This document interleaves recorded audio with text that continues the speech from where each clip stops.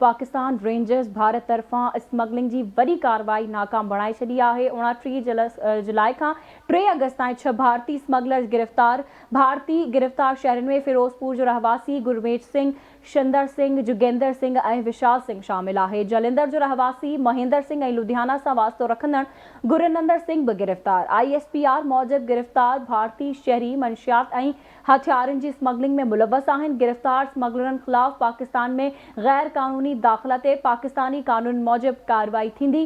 भारतीय स्मगलरन की BSF की निगरानी हेठ बॉर्डर का बिना रंड रोक चुरपुर हैरान कंदड़ है। उम्मीद है तो BSF बॉर्डर की निगरानी जो निज़ाम असरायतो कंदी, गठजोड़ के खत्म कंदी। अहम खबर का अवां खे आगाह करे रहिया आहियूं। पाकिस्तान रेंजर्स भारत तरफां स्मगलिंग की वही कार्रवाई के नाकाम बणाए छॾियो आहे। 29 जुलाई का 3 अगस्त ताईं 6 भारतीय स्मगलर्स गिरफ्तार किया विया आहिनि। भारतीय गिरफ्तार शहरन में फिरोजपुर जो रहवासी गुरमेज सिंह, शिंदर सिंह, जुगेंदर सिंह और विशाल सिंह शामिल आहिनि। जलंधर जो रहवासी महेंद्र सिंह और लुधियाना से वास्तो रखंदड़ गुरनंदर सिंह भी गिरफ्तार किया विया।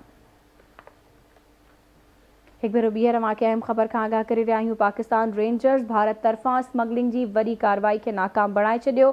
29 जुलाई का 3 अगस्त ताईं 6 भारतीय स्मगलर्स के गिरफ्तार किया वियो। ISPR मूजिब गिरफ्तार भारतीय शहरन में फिरोजपुर जो रहवासी गुरमेज सिंह, शिंदर सिंह, जुगेंदर सिंह और विशाल सिंह शामिल है।